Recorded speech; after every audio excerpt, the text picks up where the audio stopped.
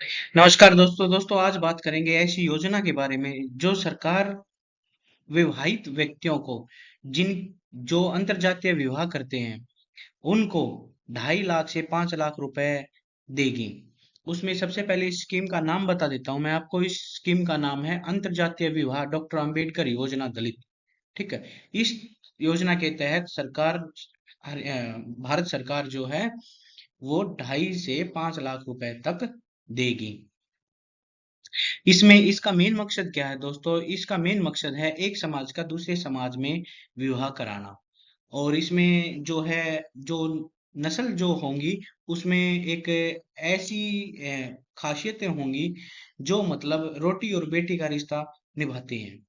इसमें जो बच्चे पैदा होंगे उनमें जो एक कुल से दूसरे कुल में जो डिजीज सर्वे करती हैं वो रुक जाएंगी।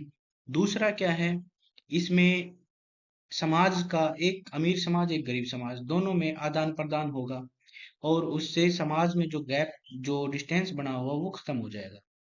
तो ये तो इसका था मकसद दोस्तों।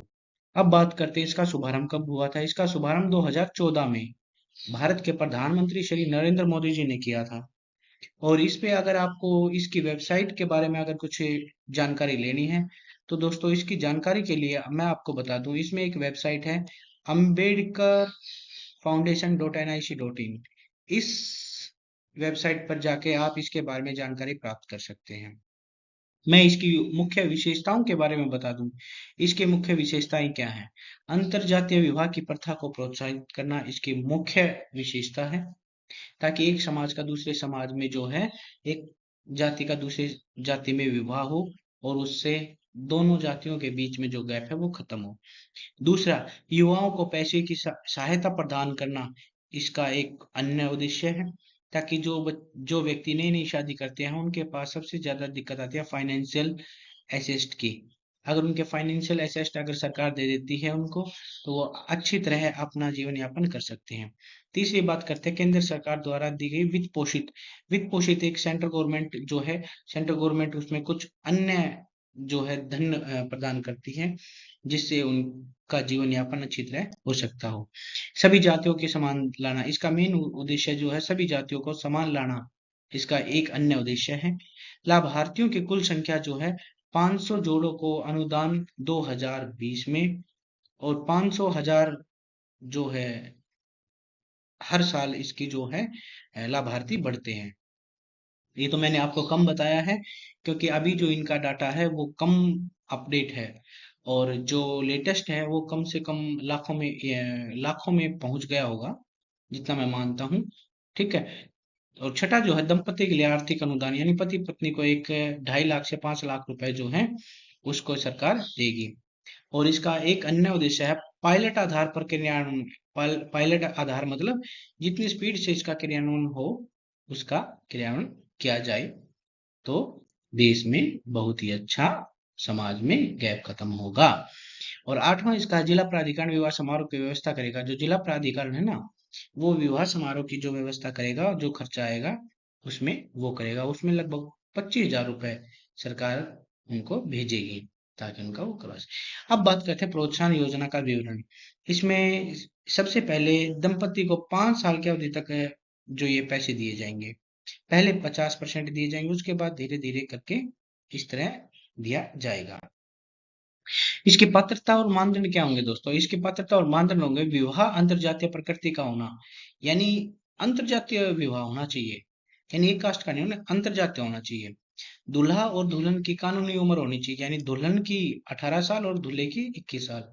आवेदन शादी के 1 वर्ष के भीतर करना होगा। अगर आपको इस योजना का फायदा उठाना है तो आप लोगों को इसका आवेदन एक शादी के 1 साल के अंदर अंदर करना होगा। अगर आप उसके बाद इसको आवेदन करेंगे तो उसमें वो वैलिड नहीं होगा। बस शर्त है आपको 1 साल जैसे ही आप शादी कर लेते हैं, जैसे ही आपका मैरिज सर्टिफिकेट बन गया तो आप 1 साल के अंदर अंदर आप उसको आवेदन कर सकते हैं। और इसमें जो आय संबंधी मानदंड है उसमें दोस्तों क्या होंगे, उनकी जो वार्षिक आय है ना 5 लाख से अधिक नहीं होनी चाहिए, यानी लड़का और लड़की दोनों। ठीक है ना, दोनों की कुल आय 5 लाख से अधिक ना हो। ठीक है, अगर अधिक है तो फिर उनको पैसे की आवश्यकता नहीं है, अगर है ही नहीं तो फिर उनको आवश्यकता है।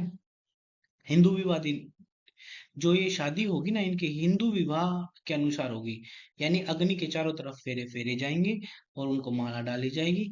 ठीक है, तो ये जो है हिंदू विवाह की एक कंडीशन होती है जो कि इसकी पालना की जाएगी।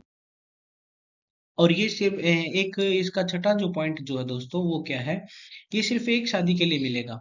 कई बार क्या होते हैं, फर्जी शादी की जाती है, यानी एक बार शादी कर ली तो फिर पैसे ले लिए, दोबारा फिर शादी कर ली डिवोर्स करके, ठीक है, फिर पैसे मांगते हैं। तो वो चीज इस पे एप्लीकेबल नहीं होगी, और ये सिर्फ पहली शादी के लिए एप्लीकेबल होगी दोस्तों। जब आप एक पहली शादी करोगे तभी आपको 5 लाख के अराउंड पैसे मिलेंगे। योजना के लिए आवश्यक दस्तावेज क्या होंगे, अब दस्तावेजों के बारे में बात करते हैं। सबसे पहले इनका जो आईडेंटिटी कार्ड होता है, आइडेंटिटी कार्ड या कोई आधार कार्ड, ड्राइविंग लाइसेंस, ठीक है ना, या पैन कार्ड, तो इन डॉक्यूमेंट्स का जो है आपको इसमें आवश्यकता पड़ेगी। यानी दूसरा जो है इसमें रेजिडेंस, हस्बैंड और वाइफ जो है उनका निवास स्थान का क्या प्रमाण है, उसके यानी जिनको कहते हैं डोमिसाइल, ठीक है, सिटीजनशिप के रिगार्डिंग होता है जो वो डॉक्यूमेंट। तीसरा जो है जाति प्रमाण पत्र, जाति प्रमाण पत्र यानी उनके पास एक जाति का प्रमाण पत्र होना चाहिए। और चौथा जो है उनका आयु प्रमाण पत्र होना चाहिए दोस्तों। आयु यानी लड़के की उम्र 18, लड़की की उम्र 18 साल से ज्यादा और लड़के की 21 साल से ज्यादा, यानी बर्थ सर्टिफिकेट या 10th की मार्कशीट या जो भी दस्तावेज उनके पास है। और आय का प्रमाण, आय का प्रमाण मतलब उनकी आय 5 लाख से कम है, इस चीज का प्रमाण उनको देना पड़ेगा, यानी एफिडेविट देने पड़ेंगे। ठीक है, और प्रथम विवाह का प्रमाण पत्र, प्रथम विवाह का प्रमाण पत्र मतलब मैरिज सर्टिफिकेट प्लस एफिडेविट कि मेरी पहली शादी है विवाह प्रमाण पत्र जो मैंने अभी आपको बताया, मैरिज सर्टिफिकेट उसको कहते हैं विवाह प्रमाण पत्र। संयुक्त बैंक खाते, क्योंकि हस्बैंड वाइफ के दोनों के जॉइंट बैंक अकाउंट होने चाहिए, यानी एक बैंक अकाउंट जॉइंट होना चाहिए जिसमें सरकार पैसे भेजेगी। ठीक है, अब नेक्स्ट जो है दोस्तों वो है क्षेत्रीय अधिकारी से अनुशंसा पत्र।